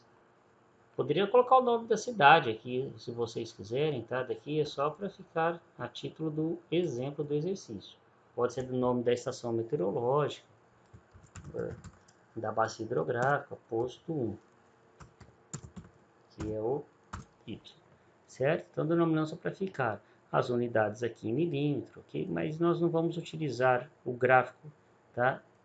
Na solução do problema, e sim vamos utilizar a regressão para terminar o exercício. Então, como é que nós vamos fazer a regressão linear desses dados? Clica, né, com o botão esquerdo e selecione os marcadores. Então, está aqui os 10 marcadores, né, selecionados. Observe que está selecionado as duas colunas. Clica com o botão direito em cima do marcador, vai abrir essa janela. Você vai vir na linha aqui, ó, adicionar linha de tendência. Pedir para adicionar a linha de tendência, ele vai abrir essa janela à direita. Se eu estou com o Excel 2013 aqui, se vocês tiverem o Excel mais novo, provavelmente seja semelhante, tá? Então, adicionar linha de tendência, então vai ter algumas opções. Entre as opções que nós queremos, vai linear. Então, você seleciona a linha linear, você vai precisar esticar aqui, ó, exibir equação do gráfico. Clica em equação do gráfico. Pronto, selecionou a equação do gráfico. Pode clicar no X, fechar, não vamos utilizar mais essa janela. Então, tá aí, tá? O gráfico desenhado e a equação. Vamos selecionar essa equação, vou dar um ampliar para ficar didático, deixar negrito. Vou colocar, né, o fundo dela aí, vamos colocar azul, por exemplo. Então ficou y igual a 0,9233x mais 6,041. Mas o que seria esse PY? Esse PY é o posto 1, então vamos chamar de P1. E o x é o P2, então vamos chamar de, é o posto 2, então vamos chamar de P2. Então temos aí a equação. Ok? Então logo, pessoal, vou colocar aí. Logo, vou fazer ali em cima para ficar didático. nós temos aqui os dados P1 e aqui posto 2, P2, vamos chamar de P2, tá? Aqui nós temos os meses que foram as falhas, né? Então vamos copiar aqui, ó, abril e maio. Copiar, tá? Abril e maio, nós não conhecemos, certo? Quanto que chove em P1? Não sei, é o que nós queremos preencher, é a falha. Mas em P2 nós conhecemos 109,6, 113,1. Vou copiar e vou colar aqui, ó, 109, 106, certo? Então eu copiei da tabela, tá? Para o lado esquerdo aqui, lado direito aqui da tabela. E vamos preencher esses dados aqui que nós queremos preencher do posto 1. Então, como nós vamos preencher? Vamos aplicar essa equação aqui embaixo da regressão linear. Coloco o sinal de igual e digita, né? 0,9233 vezes asterisco P2. Então, clica na célula ao lado, mais, coloco mais aí no teclado, 6,041, aperta Enter, pronto. O preenchimento da resposta, né, mês de abril é essa, está em negrito aí, 107,235. Vamos fazer o seguinte, primeiro sinal de igual, 0,9233 vezes P2, mais 6,041. Preenchemos. Então, esta é a resposta do exercício. Então, mês de maio, vou colocar só preto aqui, mês de maio, 110,466 milímetros, e mês de abril, 107,235. Então, preenchemos os valores. Certo? Então, exercícios rápidos de se fazer no Excel, primeiramente nas turmas, lá que eu comecei a dar aula 2013, 2012, né? Não sei, 12 eu dei, sim, de 12 dei como ainda substituto, mas 2013, 14, fazia esse exercício com a regressão na mão, pessoal, não usava calculadora, né? Então, nós fazíamos isso, era quase 3 horas de conta aí só para fazermos essa regressão linear, né, no braço. Aí depois usamos a calculadora, a partir da turma 015, 016, aí só a calculadora. E esse ano, 2020, no Excel. Bem mais rápido ainda. Então vamos lá na apresentação. Então está aqui o exercício, a resposta do exercício, né? 107,2347 e o 110,4662 no exercício, tá certo? Então está preenchido estão preenchidos os valores, certo? Então temos a equação, aqui eu fiz a substituição dos valores, né? Tem a equação da regressão, fazemos, já deixei pronto para se fazer na mão, né? Coeficiente angular ou linear, então só substituir substituir o valor de P2 com os valores conhecidos, tá? Aqui na equação, e vai, né, nos fornecer a resposta de P1 para o mês de abril e P1 para o mês de maio. Bom, o segundo exemplo, tá? Método da média aritmética dos valores das estações vizinhas. Tá? Esse método A e B podem, né, esses dois métodos, perdão, né, no plural, podem ser, tá, empregados, tá? Deixa eu só pegar o marca-texto aqui. Podem ser empregados, não é o amarelo, desde que as prestações anuais normais, tá? O que seriam anuais normais? Seriam valores históricos, tá? Que a gente utilizando, precisamos de um dado, fazer uma a normal climatológica, precisamos de 30 anos, tá? Então, seriam valores históricos aí de 30 anos, certo? E das estações envolvidas não diferem mais de 10%. Ou seja, do exemplo que eu falei, Jabuticabal Monte Alto, que esteja, né, se chove 1.400 milímetros em Jabuticabal, que lá não difere em mais de 10% em relação a 1.400 milímetros. Bom, esse método B ainda, tá? A gente vai utilizar um método simples ainda, tá? Que é a média aritmética normal, tá? Que eu vou aplicar no exercício seguinte. Vocês vão ver que é bem simples esse método, tá? É pegar a estação A, tá? De uma cidade, por exemplo, a gente quer corrigir em Jabuticabal, pegaria da estação lá de Monte Alto, uma estação de Sertãozinho, uma estação lá de Pradópolis, por exemplo. Eu somaria a chuva das três estações e dividiria por 3. Então, o método A e B, né, são dois métodos simples, mas eles podem ser usados, desde que não ocorra mais de 10% variação da precipitação anual normal. Caso a precipitação anual normal difira em mais de 10%, nós vamos utilizar o método C, que é o método da razão dos valores normais. Tá? Tem esta equação aqui. E que, no fundo, né, acaba sendo muito prático ser utilizado hoje com a ferramenta de planilhas eletrônicas. Em que eu vou explicar a equação para vocês. Então, Px seria, no caso, lá naquele exercício, P1, seria a dúvida, tá? Que nós queremos corrigir, certo? Só que no caso lá, esse Px aqui é nossa incógnita. No caso lá, nossa foi o Py. No caso aqui, eu chamei de Px como está nos livros escritos, tá? Então, esse Px é nossa incógnita, né? Nossa dúvida, que é a estação que nós queremos. Por exemplo, aqui Jabuticabal. Então, o que nós vamos proceder? Então, para se corrigir da estação de Jabuticabal, vamos pegar 1/3 sobre Nx. Seria o histórico de Jabuticabal dividido pelo histórico da estação que nós vamos tomar como referência, a B e a C. Esse daqui, no caso, nós vamos precisar, por exemplo, né, nós temos aqui uma estação, deixa eu pegar aqui, ó, fazer esse no computador fica um pouquinho difícil. Então, nós temos aqui nossa estação aqui, ó, X. Nós temos conhecidos aqui a PA, né? Vou colocar maiúsculo aqui para ficar mais fácil escrever. Temos aqui a PB e temos aqui uma C. Então, o que nós vamos proceder? Né? A gente vai pegar o NX, que é a normal de X, tá? Dividido pela normal de chuva. Normal, quando eu falo normal, pessoal, é o valor histórico, tá? Tá escrito aqui, tá? Prestação média normal. Não sei se vocês lembram da meteorologia, né? Então, quando a prestação média normal do posto onde há falha. Então, quando fala em normal, climatológico é o valor histórico. Então, a normal de A, né, normal de B e normal de C. Então, temos que ter os valores históricos das três estações. Então, vamos pegar a normal de X dividido pela normal de chuva de A. A normal de X dividido pela normal de B.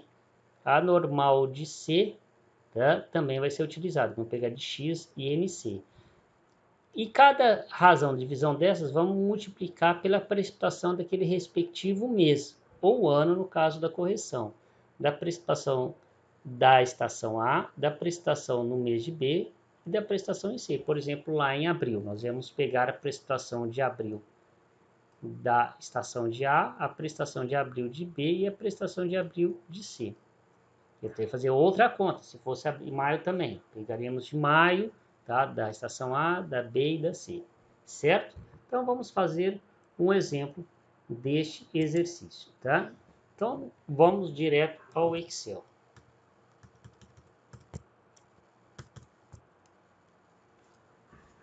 Então, exercício 2, tá?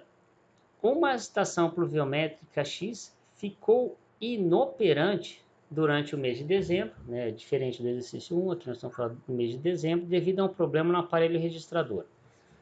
As medições de chuva para o mês de dezembro, registradas nas estações vizinhas denominadas A, B e C, foram, respectivamente, aqui, ó, A, B e C, os valores, né, registrados para o mês de dezembro na A, B e C, 49,7, 43,5, 51,9 milímetros. As prestações médias normais anuais, vou colocar em negrito aqui, ó, das estações X, A, B e C são, respectivamente, 694,3, né? Aqui está os outros demais três valores. Então, estime a precipitação ocorrida na estação X, eu chamei de X aqui, pelo método da média aritmética e pelo método da razão dos valores normais, certo? Então, vamos lá. A fórmula está aqui ao lado, então vamos utilizar essa fórmula, né, que é o método da razão dos valores normais. Então vamos, né, colocar isso como solução aqui, dados, né? Vamos colocar aqui dados do exercício. Coloco sempre os exercícios isso aqui que foi fornecido, né? Então nós temos PA, temos PB, temos PC, vou colocar o P maiúsculo, né? PC para ficar como na fórmula. Vamos ter o NA, o exercício também deu o NB, o exercício também deu o NC e também tem o NX, correto? Quanto que vale o PA? O PA vale 49,7. Podemos colocar aqui a unidade para ficar em milímetro. 43,5 milímetros também, 51,9. O NA vai valer 840, não, NA 826,8 milímetros. O NB 752,5 milímetros, o NC 840,2 milímetros. O NX, que é o primeiro ali, 694,3 milímetros. Então vamos colocar unidades aqui, milímetro. Então, deu 2 cliques ali, ele já preencheu. Então, eu vou colocar em azul aqui para mostrar, né, que esses são os dados, tá, fornecidos no exemplo. Então, aqui, vamos aplicar direto na fórmula. Então, vamos substituir indo direto numa equação, tá? Então, aqui pelo método da média aritmética, tá? Então, vou escrever método da média aritmética. Então, precisamos achar o PX, certo? Vou colocar aqui, PX. Se quiser colocar o sinal de igual, pode pôr. Aqui, né? Isso não é obrigatório. Aqui sim é obrigatório. Então, o que seria a média aritmética? A gente abre parênteses, a somatória do A, a soma do A mais B mais C, fecha parênteses, dividido por 3, porque são 3 estações, deu 48,367. Vamos reduzir essas casas aqui, ó, 38,47 milímetros. Então, está resolvido aqui pelo método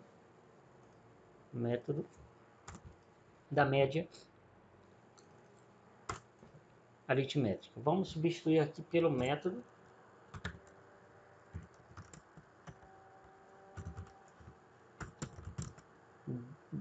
né, da razão.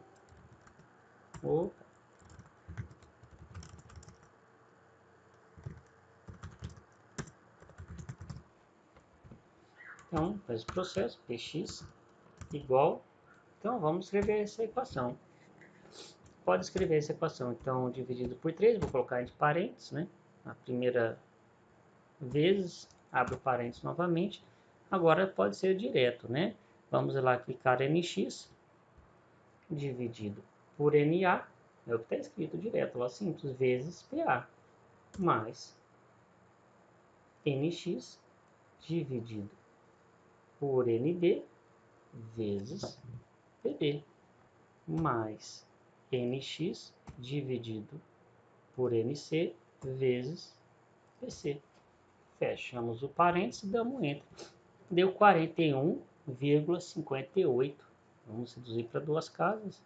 41,59 milímetros de chuva corrigido pelo, né, razão dos valores normais. Então está resolvido o exercício 2, né? Então pelo método da razão dos valores normais. Certo, pessoal? Então, voltando lá na aula.